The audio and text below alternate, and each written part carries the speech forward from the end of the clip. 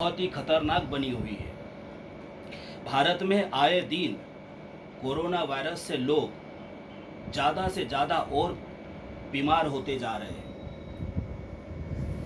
एक समय था जब लॉकडाउन था तो लोग अपने घरों में रहा करते थे, और लॉकडाउन जैसे ही खुल गया तो लोगों ने अपने सोशल डिस्टेंसिंग को भी वो भूल गए हैं। और लोगों के मन में जो भय था पहले कोरोना महामारी का, अब थोड़ा थोड़ा वो भय भी निकलते जा रहा है। परंतु एक ऐसा वर्ग है कि लोग आज भी डरे हुए हैं और अपने आप को डर महसूस कर रहे हैं। और ऐसे स्थिति में हम सब लोगों की एक जिम्मेदारी बनती है, और विशेष करके धर्मगुरु की जिम्मेदारी बनती है कि उस डर को कैसे निकाला जाए। कोरोना महामारी से लोगों को कैसे ज़्यादा से ज़्यादा सजग किया जाए, कैसे जागरूक किया जाए।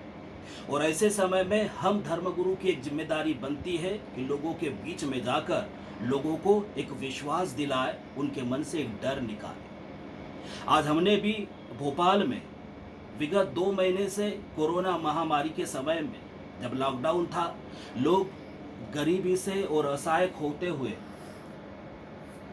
लोगों की मदद के लिए हम लोग भी सामने आए, क्योंकि हमारी जिम्मेदारी थी और हमारी जिम्मेदारी एक नैतिक जिम्मेदारी बन रही थी। और इसीलिए हम लोगों ने उस समय कम से कम 7 से 8 हज़ार लोगों को राशन की मदद हम लोगों ने की। और उस समय जब सैकड़ों लोग यहाँ पर आते थे, तब हम लोग उनको यही समझाते थे, यही कहते थे कि कोरोना महामारी से कैसे बचना है और कैसे आप लोगों को उसका बचाव, अपने आप को कैसा बचाव करना है।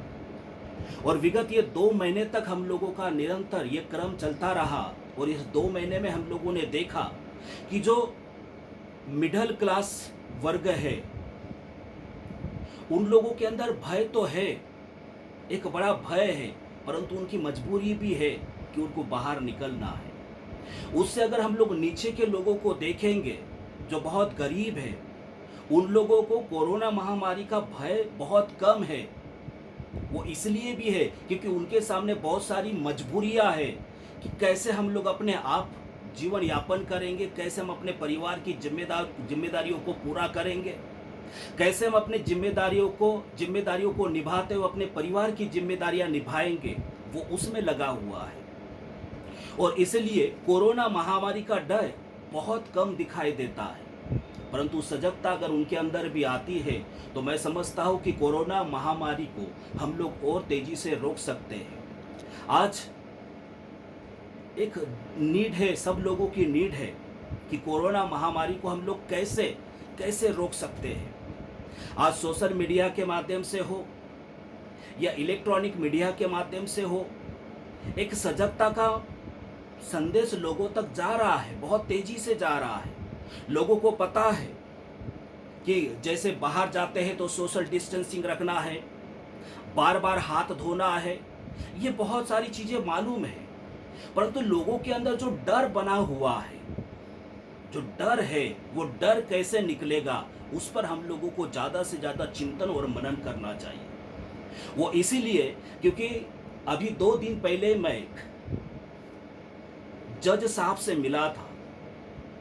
जब उनसे चर्चा हुई तो उन्होंने कहा कि उनको हल्की सी उनको खांसी हुई, हल्के सा उनको थोड़ा सा थकान हुआ, तो उन्होंने अपने अंदर एक डर महसूस कर लिया। और इतना डर महसूस हो गया कि उन्होंने परिवार वालों को फोन किया, परिवार वालों से चर्चाएं की, और वो अपने आप को बचाने में लगा रहा।